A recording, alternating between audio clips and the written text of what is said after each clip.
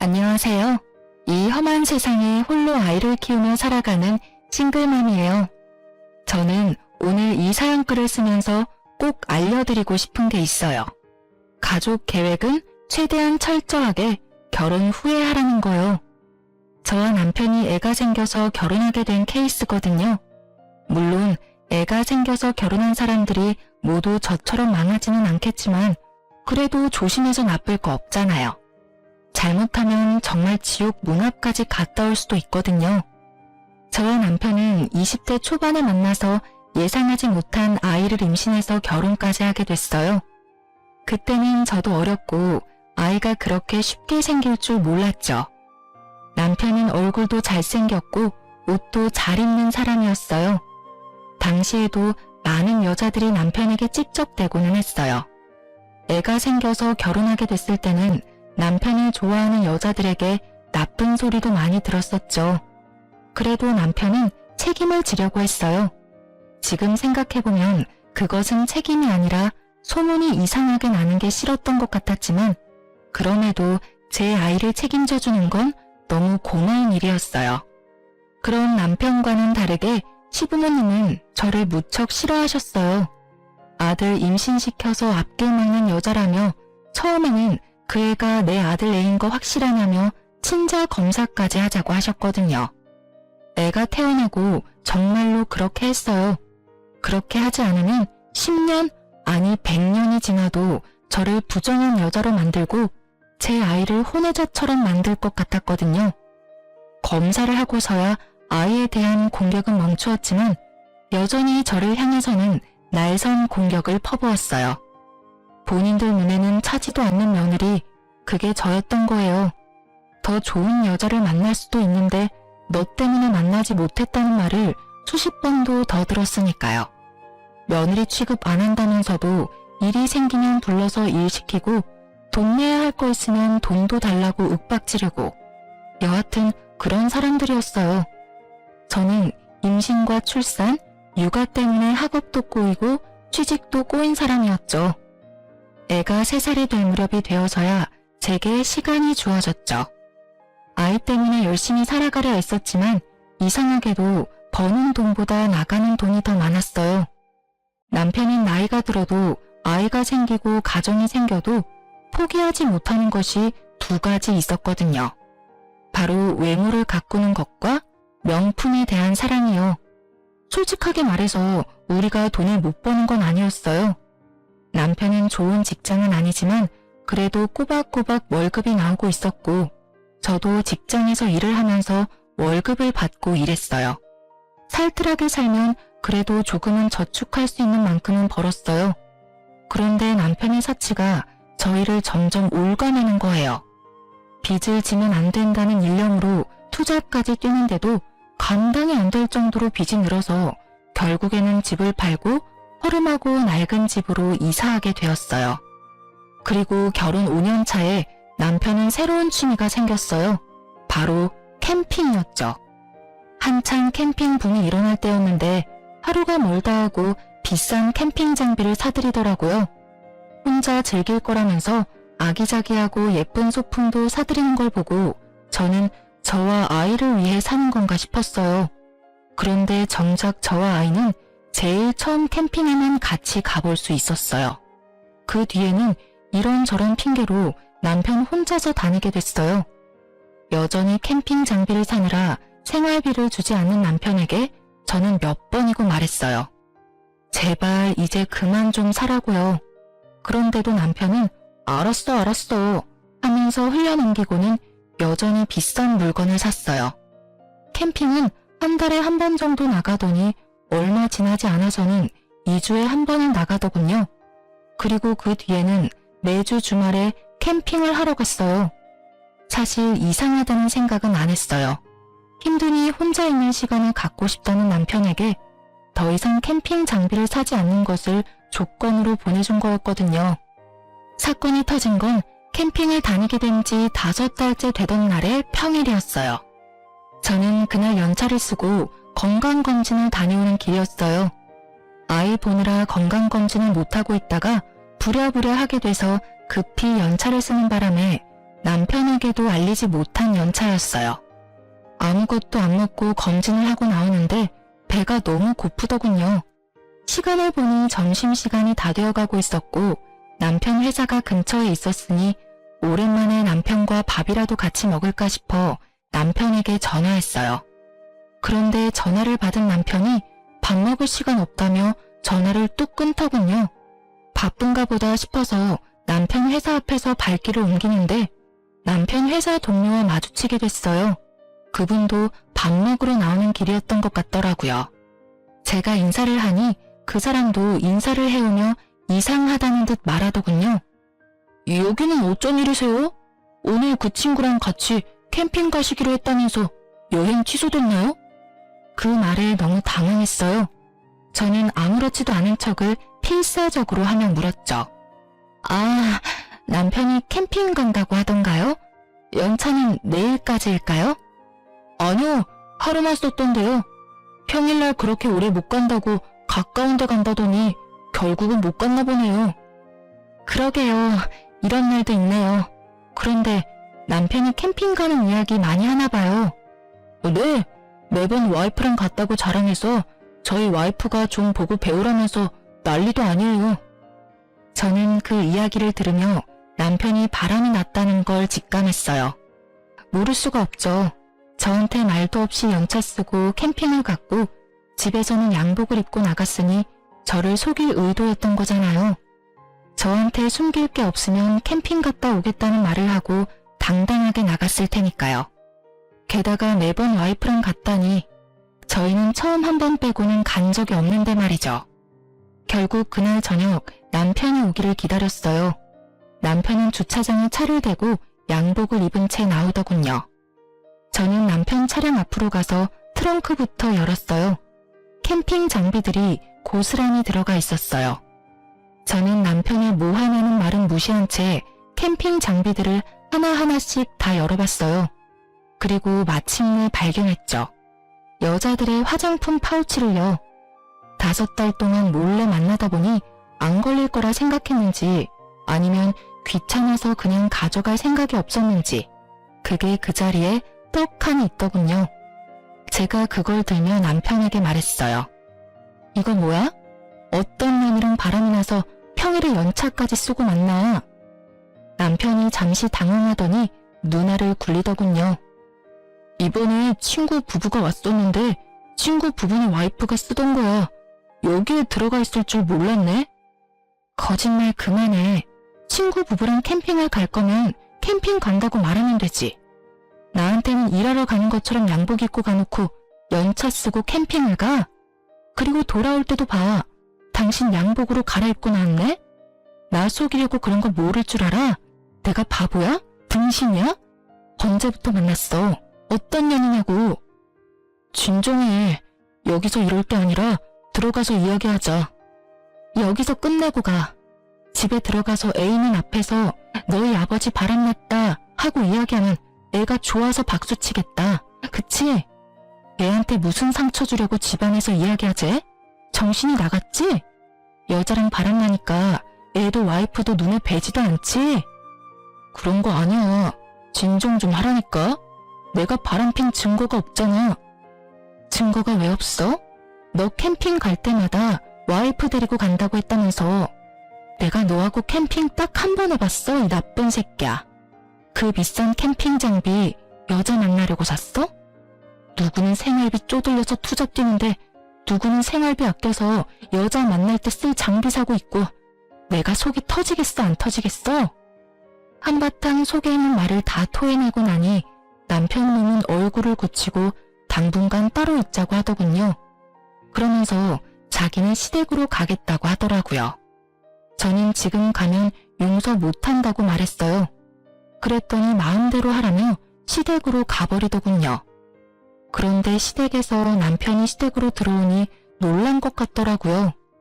저한테 전화와서 하늘 같은 남편을 왜 쫓아냈냐고 난리를 피웠어요.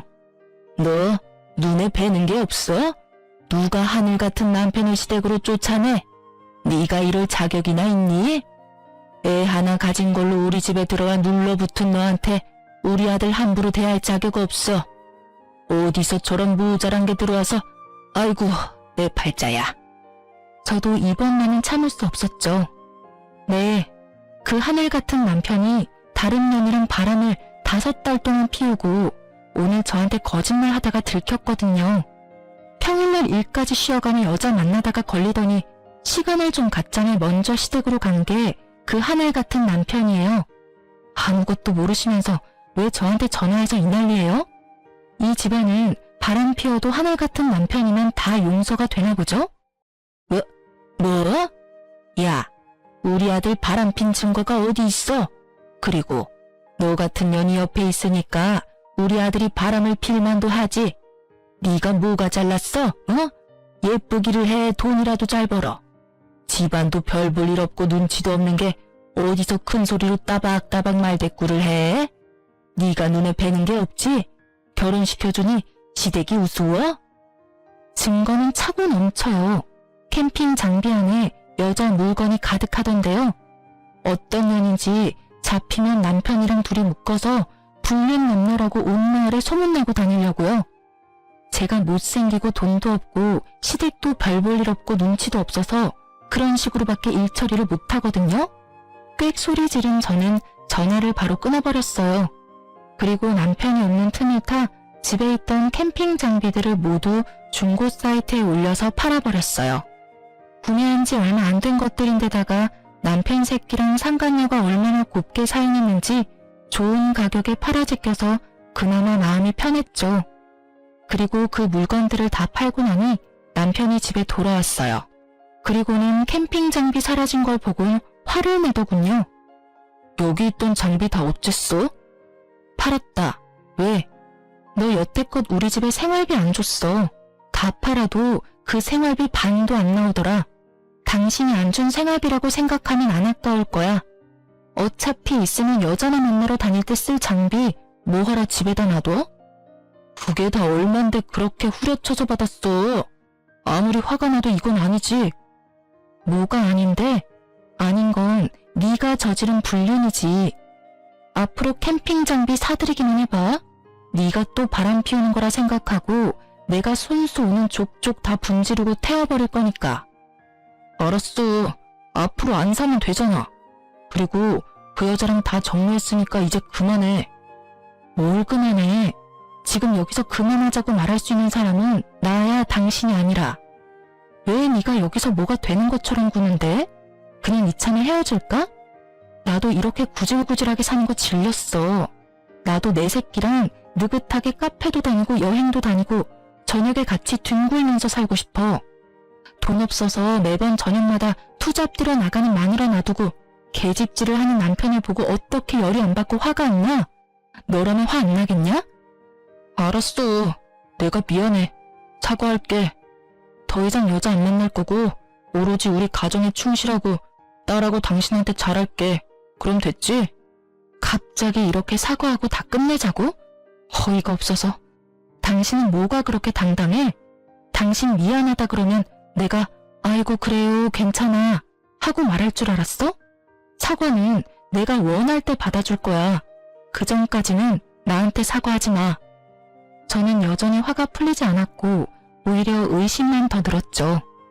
남편님이 왜 여자랑 이렇게 바로 헤어졌을까 싶었거든요. 이때는 그런 생각이었어요. 그 여자랑은 재미만 보고 싶었던 건가? 하고요. 남자들이 바람나면 마누라한테 다시 돌아오는 경우가 많으니 그런 거라고 생각하긴 했는데 너무 급작스럽게 3일 만에 모든 게 끝나 있었잖아요. 그럴 거면 남편이 그렇게 공들여 만났을까 싶기도 하고 그래서 나중에 뒤를 캐봤는데 정말로 만나는 사람이 없더라고요. 정말로 남편이 마음을 고쳐먹었다고 생각하기로 했어요. 그때부터는 저와 아이에게 눈에 띄게 잘해줬거든요. 아이가 좋아하니 저도 용서할 마음이 들었어요. 그런데 그것도 오래 가지는 않았어요. 여자 문제가 또 터졌거든요. 첫 외도 문제로부터 1년이 지났을 때 남편의 태도가 점점 바뀌고 있었어요. 쎄하다는 느낌 아시죠? 뭔가 눈에 띄게 변한 건 아닌데 가끔씩 저와 아이를 방치하는 느낌이 들거나 냉정하게 끊어내는 느낌이 들었어요. 처음에는 그냥 직장에서 기분 나쁜 일이 있었나 보다 싶었는데 그게 아니더라고요. 점점 더 그게 심해지면서 이혼 직전에는 완전 남처럼 대했거든요. 무슨 일인지 물어보려고 운이라도 떼면 말도 섞고 싶지 않다는 표정으로 밖으로 나가버리니 대화를 할 수도 없었어요. 그리고 그 뒤로 몇 번의 대화를 시도한 끝에서야 남편이 왜 그러는지 알게 됐어요. 요새 왜 이렇게 날카롭게 굴어? 내가 뭐라도 알아야 신경을 쓰지. 애한테도 그렇게 차갑게 대하고 대체 무슨 일인데? 나한테 화난 거라도 있어? 이제 그만하자. 나 당신이랑 계속 만나고 싶은 마음 없어. 사랑하는 사람이 생겼거든. 이제부터는 그 사람한테만 집중하고 싶어. 뭐? 사랑? 당신 미쳤어? 당신 유부남이야. 애 딸린 유부남. 그런데 무슨 사랑이야? 그거 사랑 아니고 불륜이거든? 와, 대단하다, 대단해. 결국은 바람을 또 피우네? 바람 피우는 거 아니고 사랑. 나 당신이랑 이혼할 거야. 법대로 하자면 법대로 해. 나는 그 여자랑 결혼까지 할 거라서 솔직하게 말하면 한시라도 빨리 이혼하고 싶거든. 정말 네가 미쳤구나? 뭐? 결혼? 지금 결혼 상태인 네가 결혼? 내가 쉽게 이혼해줄 것 같아? 어떤 년인데 내가 얼굴이나 한번 보자. 도대체 어떤 년이길래 남의 남자를 꼬셔서 이혼까지 하도록 만들어? 남편이 저를 아래 위로 훑어보더니 짧게 한숨을 쉬며 저한테 소리 지르더군요. 그 꼴로 누구를 만나? 당신 거울 좀 보고 살아. 내 옆에 있을 때마다 내가 얼마나 부끄러운지 알기는 해? 얼굴이 못생겼으면 꾸미고 다니기라도 해야지. 완전 아줌마 꼴에 옷은 다 늘어져서. 내가 여태껏 참고 산 것만도 대단하다는 생각 안 들어? 당신이 뭘 참고 살았는데? 나쁜 새끼야. 나도 너처럼 생활비 안 쓰고 화장품에 옷에 미용에 썼으면 이렇게 망가지지는 않았어. 내가 살림하느라 고생할 때 옆에서 얼굴 두드리며 치장만 열심히 하던 주제에 뭐? 참고 살았다고? 마누라가 돈 벌어서 인간답게 살 수 있게라도 해줬으면 고마워해야 하는 게 당연한 거 아니야? 가만 보니 진짜 쓰레기 아니야. 그래, 쓰레기 할게. 그러니까 이혼해줘. 최대한 빨리. 남편은 저와 부딪히는 걸 피하며 무조건 이혼하자고 달려들더군요. 그 길로 나가서 들어오지 않았어요. 아마 시댁에 들어가서 살던지 상간녀 집에서 같이 살던지 하겠죠. 분노로 정신이 나갈 것 같은 저는 일주일 연차를 신청했어요. 그리고 그 일주일 동안 남편 뒤를 졸졸 따라다녔어요. 이틀째가 돼서야 저는 상간녀를 보게 됐어요. 정말로 저와는 정반대의 여자였어요. 예쁘고 못생기고의 문제가 아니었죠.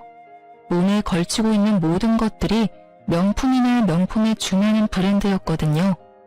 온몸을 명품으로 휘감은 여자는 남편과 함께 유유자적하게 쇼핑을 하더라고요. 비싼 주얼리샵에서 무언가를 구매하고 나오더라고요. 그걸 보면서 진짜 살이 부들부들 떨리는 기분을 참아냈어요. 마누라한테는 기념일에도 선물 하나 안 사주더니 저런 여자한테 빠져서 돈은 잘만 쓰는구나 싶었거든요. 그렇게 남편의 뒤를 쫓는데 두 사람이 큰 주택 앞에서 내리더군요. 그리고는 한 차례 안아주더니 남편은 자기 차를 끌고 떠났고 상간녀는 그 주택으로 들어가는 것처럼 보이더니 그 현관 앞에서 잠시 서 있다가 남편이 내려간 길 반대편으로 내려가더군요. 이상하다는 생각에 상간녀의 뒤를 쫓았는데 생각지도 못하는 곳으로 향하더라고요. 저는 그걸 보고 아주 좋은 생각이 떠올랐어요. 바로 남편에게 빅엿을 먹일 생각이요. 며칠 더 상간녀 뒤를 쫓던 저는 일주일 뒤쯤 남편을 불러냈어요. 긴 말 안 해. 이혼 다시 생각해. 나 정말로 마지막 기회 주는 거야. 다 정리하고 나랑 애 옆으로 돌아와. 그러면 용서는 해줄게. 언제가 될지는 모르겠지만 그래도 애 아빠잖아. 내가 왜 당신이랑 살아야 되는데? 당신보다 100배는 더 좋은 여자랑 결혼할 거니까 당신도 제발 그만하고 나 좀 보내줘. 이러면 당신만 곤란한 거 잘 알잖아. 나 말고 다른 사람도 만나봐야지. 언제까지 나한테 매달려 있을 건데? 결국은 당신 발로 무덤 파고 들어가겠다는 거네? 좋아. 나도 나 싫다는 남자 붙잡고 살 정도로 뻔뻔하고 멍청한 여자는 아니니까. 그럼 나도 내 조건 들어주면 바로 이혼해 줄게. 애 친권, 양육권 나한테 주고 매달 양육비 보내. 그리고 지금 살고 있는 집도 나한테 줘. 어차피 돈도 얼마 안 되는데 그걸로 위자료 하면 되겠네. 그거면 돼? 고작 그거 받겠다고 여태까지 그 난리 친 거야? 미리 말했으면 내가 알아서 챙겨줬을 텐데 뭘 그렇게 바락바락 악을 써. 애는 당신이 데려가. 어차피 그 여자는 애 필요 없대. 그리고 집도 당신이 가져가. 지금 당장 이혼 서류 내 앞에서 작성하면 나도 지금 당장 명의 변경해줄게. 그럼 됐지? 정말로 큰 소리치며 남편이 인심후한 사람처럼 말하더군요. 이 거래가 얼마나 중요한 건지도 모르고 말이죠. 저는 속으로 웃으며 미리 준비해뒀던 이혼 서류를 건넸어요. 그러자 남편이 씩 웃더군요. 다 자기가 그린 대로 일이 흘러간다고 생각하고 지은 웃음이었겠지만 저는 알고 있었어요. 저 웃음이 오래가지 못할 거라는 걸요. 그렇게 저는 집을 받았고 아이를 데려올 수 있게 됐어요. 명의 이전해주고 남편은 시댁으로 갔고요. 제가 남편에게 기분이 안 좋으니 이혼 결정될 때까지 떨어져 지내자고 했고 남편이 흔쾌히 나가준 거였죠. 그렇게 남편이 시댁에 돌아간 지 며칠 만에 시댁에서 전화가 왔어요. 잠깐 시댁에 오라고 하더군요. 무슨 일인가 싶어서 갔더니 시댁에서 봉투를 하나 건넸어요. 두둑한 걸 보니 돈이 꽤 많이 들어가 있었죠. 이게 뭐죠? 뭐겠어? 위자료야, 위자료. 이거 먹고 우리 아들한테서 더 이상 질척대지 말고 깔끔하게 떨어져. 그리고 어디 가서 우리 아들 전처라고 말하고 다니지도 말고. 어기면 정신적 피해 보상으로 위자료 3천만 원 요구할 거야. 요컨대 입막음 용값이었던 거죠. 참으로 대단한 분들이었어요. 아들을 위해 뭐든 다 할 수 있는 분들이죠. 잘못한 자식 새끼에 대한 사랑을 이런 방식으로만 할 수 있는 사람들을 보니 머리가 어지랬죠. 하지만 저는 그걸 거부할 이유가 없었어요. 제가 그걸 집어들자 시모가 종이를 한 장 들이밀더군요. 각서다. 우리 아들 봐도 아는 척 하지 말고 애가 우리 아들 애라고 찾아오지도 말고 어디 가서 우리 아들 전처라고 말하지 말라는 내용이야. 알아들었으면 각서에 지장 찍어. 저는 그것을 읽고는 한마디를 꺼냈어요. 죄송한데 여기 몇 가지 더 추가해도 될까요? 내용 듣고 결정하마. 이혼하고 나면 번복은 할 수 없다. 이 항목이랑 양육비는 꼭 줘야 한다. 아이에게 접근하지 않는다. 이 세 가지도 넣어주세요. 뭐든 꼼꼼하게 하는 편이 좋은 법이죠. 어차피 애는 필요 없다면서요? 그러면 이렇게 써야 하고 양육비는 이혼해서 제가 친권과 양육권을 가져간 이상 지불해야 하는 거니까 어쩔 수 없어요. 안 줄 때를 저도 대비해야 하니까요. 시모가 잠시 생각하더니 별로 해가 될 게 없는 내용이다 싶었는지 알겠다며 도장을 찍더군요. 그걸 보고 저도 지장을 찍었어요. 이제야 속이 시원하네. 여태껏 며느리라고 하나 있는 게 아주 모자라서 속을 썩이더니 마지막에는 그래도 기분 좋은 일 하나 해줬구나. 너는 우리 집이랑 안 맞았던 거야. 너한테 잘 맞는 남자가 어디 있을지도 모르니 잘 살펴보며 지내라. 하긴 우리 아들보다 더 대단한 남자는 못 만나겠지만 말이다.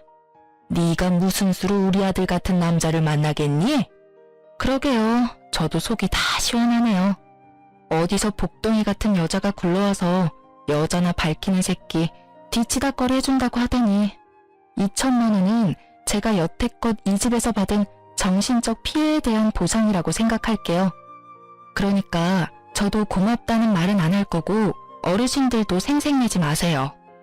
그 돈만큼 사람 괴롭힌 거는 맞는 말이잖아요. 저도 이제야 이 집안에서 벗어날 수 있어서 정말 다행이라고 생각해요. 앞으로 여자가 얼마나 대단하고 좋은 며느리일지는 모르겠지만 두 분 마음에 아주 쏙 들기를 바랄게요. 저 같은 여자보다는 명품으로 온 몸을 휘감고 다니는 여자가 이 집 사람들하고 딱 맞는 것처럼 보이니까요. 제 말에 시부모님 얼굴이 빨갛게 달아올라 터지기 일보 직전이었어요. 새파랗게 어린 여자한테 모욕적인 언사를 들으니 화가 났던 거겠지만 저야말로 이 모욕을 던질 수 있는 유일한 사람이기도 했죠. 그간 얻어먹은 욕이 얼만데 2천만 원으로 퉁을 치려 하다니 완전 도둑놈 신보잖아요. 어쨌든 두 사람에게 한바탕 쏘아주고 밖으로 나오면서 제가 남편에게 말했죠. 각서에 나온 대로 잘 지켜달라고요. 그랬더니 남편님은 걱정하지 말라며 너나 잘 지키라고 하고 각자 헤어졌어요. 그리고 저는 이혼이 될 때까지 정말 조심스럽게 기다렸어요. 두 사람이 깨지면 제 계획도 깨지니까요. 상간녀와 남편님이 깨쏟으며 알콩달콩 미래 이야기를 하고 있어야 제가 줄 비곁이 두 사람에게 큰 타격을 줄 거거든요. 그리고 법적으로 모든 게 정리되자마자 남편부터 불러냈어요. 커피숍에 들어서는데 남편이 앉아있는 게 보이더군요. 제가 다가가자 남편놈이 살짝 놀란 얼굴로 쳐다봤어요. 남편놈이 마음고생을 시키지 않으니 저절로 시간이 넉넉해져서 잠도 잘 자고 꾸밀 시간도 돈도 생겼거든요. 그래서 열심히 찍어바르고 미용하고 예쁜 옷 사입었더니 저도 아줌마 때는 좀 벗겨진 모양이었죠. 많이 바뀌었네. 그걸 보여주려고 나오라고 한 거야? 당신이 아무리 찍어바르고 꾸며도 나는 당신한테 안 돌아가. 뭐래? 정신 나갔어? 당신이랑 나랑은 남보다 못한 사이야. 너 좋으라고 꾸민 거 아니거든? 착각도 적당껏 좀 해. 그럼 왜 보자고 했는데? 각서에 나한테 연락하지 말라고 적혀 있었잖아. 급한 일 아니면 간다? 급한 일이기는 해. 하긴 나보다는 당신한테 급한 일이긴 한데 필요 없으면 그냥 갈게. 나도 필요 없다는 사람한테 굳이 이야기하고 싶지도 않고. 제가 일어서는 신용을 하자 전 남편이 저를 급히 잡더군요. 무슨 일인데 그런 말을 해? 말해봐. 급한 일이란 게 뭔데? 내가 이런 말하면 또 당신한테 미련 못 버리고 질투하는 것처럼 보일까봐 여태까지 말 안 하고 있었거든.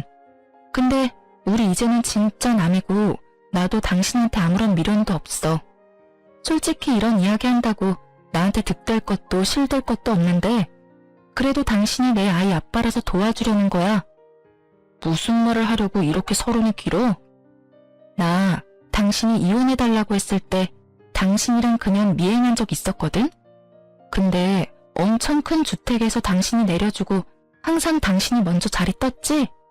근데 그녀는 당신이 가고서도 그 문 앞에서 10분을 서 있더라고. 그리고 집에 왜 안 들어가나 싶었는데 거기서 나와서 다른 곳으로 향하던데? 그 주택가에서 좀 많이 떨어진 원민촌으로 들어가는 걸 봤어. 약속이 있었나 싶었는데 그 뒤에도 쭉 그 여자는 그 주택에서 내려줘도 매번 똑같은 원룸 빌라로 가더라고. 출퇴근도 거기서 하던데?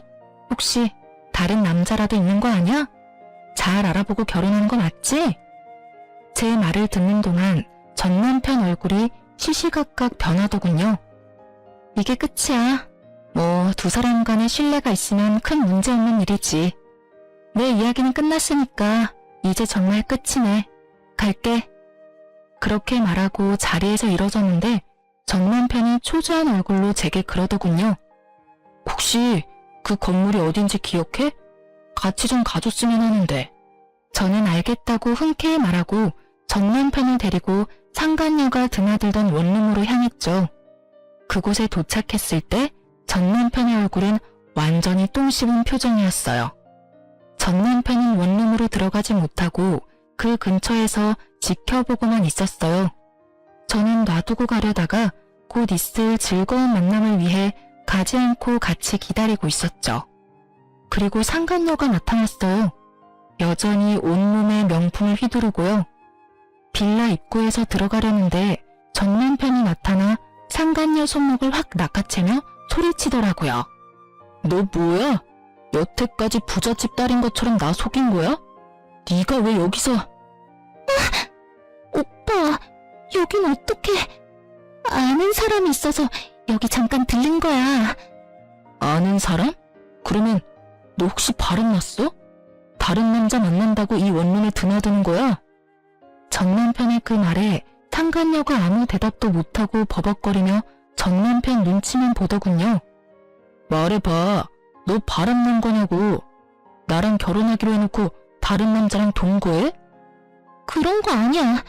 사실은 집에서 나와서 여기서 잠깐 다니고 있어. 직장이 여기랑 가까워서 다른 곳 구할 때까지는. 거짓말할 생각 말고 똑바로 말해. 너 부잣집 딸 아니지? 상간녀는 전 남편 말에 대답도 못하더군요. 남편이 그걸 보고 얼굴을 일그러뜨리더군요. 어쩐지 이상하다 했어. 그렇게 돈이 많은 년이 왜 나한테 결혼 준비 다 맡기는지 이해가 안 갔는데 돈도 없는 년이었네. 우와, 진짜 어이가 없어서. 너 도대체 뭐 믿고 나한테 거짓말한 거야? 말 좀 해봐. 그게... 지금 걸치고 있는 것도 다 짝퉁이야? 너 설마 나하고 결혼하려고 그런 거 모으고 다닌 거였어? 그럼 너 직장도 거짓말했어. 너 대기업 다닌다며. 미안. 오빠, 나도 일이 이렇게 될 줄은 몰랐어. 이걸 보니 제 짐작이 맞았더라고요. 전 남편은 상간녀가 돈 많은 여자라고 생각했나 보더라고요. 그래서 돈 많은 여자와 결혼하기 위해 저랑 이혼하자고 당당하게 말했던 거고요. 그리고 그럴 거라고 생각하고 저한테 그 다 허물어져가는 집 명의에 애 친권, 양육권까지 싸그리 다 줘버린 거예요. 자기 무덤 파는 줄 모르고 말이죠. 삽질도 그런 삽질이 없었죠. 제가 이걸 언제 깨달았냐면 첫 번째 외도 때 남편이 금방 상간녀와 헤어졌다고 했잖아요. 그때 남편이 왜 이렇게 쉽게 끊었나 생각했는데 알고 보니 첫 번째 외도 상대가 그리 잘 사는 집이 아니었던 것 같더라고요. 간보다가 아닌 것 같으니 헤어지자고 하고 저한테 다시 돌아온 거였죠. 제가 좋아서가 아니라 제가 벌어다 줄 돈으로 열심히 꾸미고 치장하려고요. 완전 나쁜 놈의 새끼가 따로 없어요. 마누라를 뭐라고 생각하는 건지. 두 번째 외도에서는 온몸을 명품으로 휘감은 여자를 만나서 옳다구나 싶어서 뺏기지 않으려고 열심히 작업하고 저한테 이혼 선언까지 한 거죠. 그것마저 잘못 생각한 거지만요. 그 명품들이 짝퉁일 거라고는 생각도 못했나 보죠. 하긴 마누라 돈으로 불륜하는 것부터가 참 바보 같은 놈이 하는 짓이긴 하잖아요. 제대로 알아보지도 않은 건 본인이면서 상간녀에게 네가 속였다며 난리 피우고 이 남자는 불륜도 사랑이 아닌 계산적으로 하는 천하의 나쁜 놈인 거죠. 하긴 불륜을 사랑으로 해도 문제가 있지만 그마저도 계산이었으면 소시오패스 아닌가요? 전 남편이 계속되는 추궁에 상간녀가 먼저 고개를 숙이더군요. 오빠, 나 사랑하는 거 아니었어? 내가 좋다며. 구질구질하고 다 늙은 아줌마 같은 마누라가 싫다며. 내가 오빠 옆에서 오빠 빛나게 해줄 사람이잖아. 지랄하네. 야, 돈도 없는 년한테 내가 무슨 관심을 가져. 부잣집 딸인 것처럼 거짓말해놓고 사랑한다고? 거짓말도 적당껏 좀 해라. 역겨워서 토 나올 것 같으니까. 전 남편의 발언에 상간녀 얼굴이 확 굳어버렸어요. 그 예쁜 얼굴이 바들바들 떨리더니 전 남편에게 한마디 하더군요. 그래서 지금 나 버리겠다고? 결혼 청첩장도 다 돌렸는데. 그래, 너 나 속이고도 결혼할 수 있을 줄 알았어? 꿈 깨라. 어디서 쥐뿔도 없는 년이. 야, 내가 쓴 돈 다 내놔. 결혼식 취소 비용 다 내놓으라고. 오빠 돈 많다며? 그 정도도 처리 못해줘? 설마 오빠 돈 없어? 하긴 이상하긴 했어. 마누라가 워낙 없이 살았잖아. 여태까지 마누라한테 돈 벌게 시키고 그 돈 갈취해서 그 비싼 물건들 사들인 거야? 미친놈? 결혼 안 하는 게 천만다행이네. 너 같은 놈한테 잘못 걸렸으면 당신 전처처럼 이혼할 때까지 돈 갖다 바치느라 일하다 늙어 죽었을 테니까. 결국은 전 남편도 상간녀와 똑같았던 거죠. 두 사람 다 돈이 많은 척을 했고 두 사람 다 돈이 많은 사람을 찾은 거예요. 기생충처럼 빌붙어서 살고 싶어서. 뭐라고? 너 말 다 했어? 다 했다. 왜? 어쩔 건데? 어차피 다 들통나고 파혼까지 당한 마당에 내가 못할 건 뭐 있는데? 돈 많은 여자나 잡아가지고 팔자 패려고 한 기생우라비 같은 새끼가 감히 누구한테 지랄이야? 여자한테 빌붙지 않으면 명품도 못 사는 남자 같은 거 내 쪽에서 거절이야. 재수가 없으려니까 어디서 저딴 놈이랑 엮여가지고 앞으로 연락하면 스토커로 신고할 테니까 우리 집 앞에서 당장 꺼져. 상간녀 성격이 보통 넘더라고요. 저는 두 사람이 싸우는 모습을 보며 끄끄거리며 웃음을 참고 있었고 낭패한 전 남편의 얼굴을 보고는 정말 배를 붙잡고 웃고 싶었죠. 그래도 남의 불행을 내 행복으로 삼고 싶지는 않아서 열심히 참아봤답니다. 그래도 웃음이 막아지지는 않았지만요. 상간녀가 자리를 뜨고 저도 슬그머니 자리를 뜨려는데 전 남편이 저를 붙잡더군요. 잠깐 기다려봐. 우리 이혼 어떤 일로 하면 안 될까? 당신도 봤잖아. 저 여자 나를 돈으로밖에 생각하지 않았어. 게다가 아무것도 가진 것도 없으면서 사치만 엄청 해대는 여자고. 난 그냥 저 여자한테 당한 불쌍한 남자야. 당신이 그렇게 말하니까 소름 돋는다. 당신이 저 여자한테 하는 모든 말들이 당신한테 해당되는 일인 건 알고 있어? 당신도 나를 돈으로만 생각했잖아. 그리고 가진 것도 없으면서 사치만 해대고 있고. 그 여자한테 당한 게 아니라 그 여자 이용하려다가 역으로 당한 거겠지. 말하면서도 자괴감 같은 건 안 드나 봐? 엄청 뻔뻔하네. 당신이 그렇게 생각했다면 내가 정말 사과하고 앞으로는 절대 그렇게 살지 않을게. 돈도 착실히 벌어서 생활비도 주고 사치도 안 하고 명품도 사지 않을게. 그러면 다시 받아줄 수 있는 거 아니야? 애도 아직 어리고 이혼은 아이 정서에도 좋지 않기도 하고. 아이 정서를 생각하는 놈이 애는 필요 없으니까 나한테 알아서 하라고 했어? 정신 나간 놈 아냐? 당신이 하는 모든 말들이 거짓말로 들려서 결혼은 다시 못해줘. 그리고 이럴 줄 알았던 저는 가방에서 각서를 꺼내 전 남편 앞에 들이밀었어요. 각서. 지장 찍고 도장 찍은 거 맞지? 이혼 번복 안 된다고 미리 이야기했어. 약속은 잘 지키면 좋겠네. 애 핑계 대고 재결합 같은 거 꿈도 꾸지 마. 너 같은 놈이 아빠라는 것보다 애 정서에 안 좋은 일은 없어. 아무리 나쁜 놈이라도 아빠만 있으면 된다고 생각하는 거야? 나쁜 영향 끼칠 것 같으면 미리 손절하는 게 애 미래를 위한 일이라고 나는 생각하거든.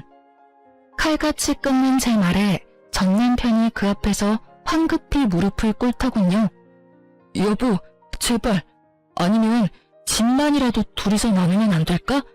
아니면 부모님이 주신 돈이라도 돌려주면. 그건 이미 다 끝난 일이고 내 입단속 시키면서 젊고 돈 많은 여자랑 미래를 꿈꿀 때는 넙죽넙죽 잘만 주더니 결혼 하나 못하게 됐다고 줬던 걸 뺐니? 욕심도 많아. 당신이 준 집은 다른 사람한테 팔았으니까 더 이상 손 못 대. 그리고 양육비 안 주면 월급에서 빼갈 수 있도록 법적 조치 들어갈 거니까 알아서 하고. 전 남편이 뿌리치고 나가는데 뒤에서 소리치는 목소리가 들리더군요. 용서해달라는데 자기가 뭘 잘못했는지도 모르는 놈이 무슨 용서를 빌어요? 다 거짓부렁인 거 티가 나는데 말이죠. 용서? 돈 많은 여자 잡아서 호강할 줄 알고 다 쓰러져가는 집 선심 쓰듯이 던져줄 때는 미안하다는 생각은 하나도 없었으면서 시댁에서 한술 더 떠서 돈으로 깔끔하게 저와 아이라는 존재를 털어내려 할 때도 미안한 마음 눈꼽만큼도 없었던 놈이 말은 어찌나 청산유수인지 제가 용서할 리가 없잖아요. 억울해서 화병이라도 걸려서 골골대면 책임져 줄 것도 아니면서 용서를 빌기는 왜 비냐 이 말이죠. 결국 전 남편의 재혼은 영원히 물 건너 가버렸어요. 상간녀가 직접 전 남편 직장에도 소문을 다 낸 데다가 이번 일로 첫 번째 외도까지 들통나버렸죠. 그때 저와 대화했던 그 직장 동료가 회사의 이야기를 다 퍼뜨린 모양이더라고요. 저와 대화할 때 제 모습이 이상했다는 걸 알아챈 것 같더라고요. 솔직히 저야 그 직장에 안 다니는 외부자이니 굳이 신경 쓸 일 아니지만 당사자는 좀 다르잖아요? 자기 이미지가 완전히 박살나는 걸 두고 볼 수 없었는지 아니면 다른 여자들에게 경멸 어린 시선을 받는 게 힘들었는지 이유는 모르겠지만 퇴사를 했더군요. 그래도 열심히 돈 많은 여자 꼬셔보려고 돌아다니고 있는 모양이더라고요. 허세 가득한 SNS는 그대로였으니까요. 그렇지만 잘 될 리가 있나요? 집도 없이 시댁에 얹혀 사는 외도를 이유로 이혼하고 외도 상대와도 파혼한 남자가 잘 되는 게 더 이상하죠. 그리고 그렇게 전 남편의 새로운 시작을 응원했던 시댁에서도 1년이 다 지나고 저에게 연락을 해왔어요. 애미냐? 긴 말 안 하겠다. 애 데리고 다시 돌아와라. 기회는 2번 안 준다. 그러니까 적당히 하고 다시 와. 무슨 소리 하시는 건지 모르겠네요. 뜬금없이 전화하셔서 애미라니. 죄송하지만 저희 이제 법적으로 남남이에요. 아니지, 남보다 더 못한 사이죠. 그런데 왜 제가 돌아가요? 그리고 사람을 우습게 보시는 모양인데 기회는 그쪽에서 주는 게 아니라 제가 줘야 하는 거죠. 저는 줄 생각도 없긴 하지만 기분은 무척 상하네요. 저는 아직도 어른께서 직접 작성해서 주신 각서 잘 간직하고 있으니까 그 각서대로 행해주셨으면 좋겠네요. 우리 아들이 저렇게 됐다 해도 너보다 잘난 건 사실이야. 그리고 넌 싱글맘으로 사는 게 얼마나 힘든지 모르지? 그거 아무나 못해. 너 같은 애가 할 수 있는 일이 아니니 얼른 이 집에 돌아와. 걱정 안 해주셔도 열심히 힘들어하고 있어요. 친정에서도 많이 도와주니까 괜찮고요. 저한테 신경 쓰지 말고 아드님한테나 신경 써주세요. 아참, 양육비는 밀리지 말고 꼬박꼬박 보내주라고 전해주세요. 각서 기억하시죠? 어기면 위자료 3천만 원이에요.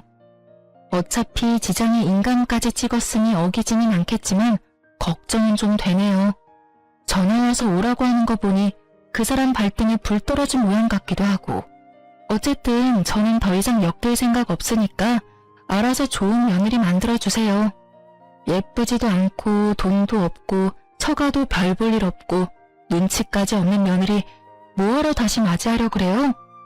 집도 없고 여전히 어른이랑 같이 살면서 이혼과 파혼을 한 번씩 한 아들인데 그에 걸맞는 며느리 찾아주시면 되죠.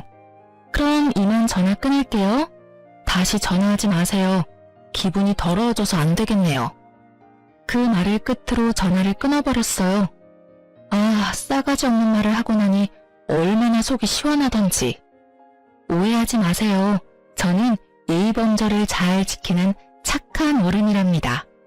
다만 제 심장에 비수 박아서 비틀어짜는 사람들에게까지 예의범절 지켜줄 필요 없잖아요. 이렇게 저와 그쪽 집안과의 악연은 끝을 맺었어요. 정말 길고도 질긴 악연이었죠. 아이를 갖지 않았다면 이런 일도 겪지 않았겠지만 아이가 생기지 않았다면 이런 일도 견뎌낼 수 없었겠죠. 그 아이는 지금도 무럭무럭 잘 자라고 있어요. 언젠가 아이가 아빠에 대해 궁금해하면 차분하고 진지하고 교육적인 말로 이야기해주려고 미리 사연글을 쓰면서 정리해봤네요. 여전히 떠올리면 욕이 나올 것 같은 날들이었지만 마지막에 선사한 엿 덕분에 조금이나마 맺힌 돌덩이가 사라진 기분이에요. 그리고 글 읽는 분들께서도 조금은 시원한 기분 느끼셨으면 좋겠네요. 그럼 저는 이만 들어가 보겠습니다. 모두 행복한 하루 보내세요.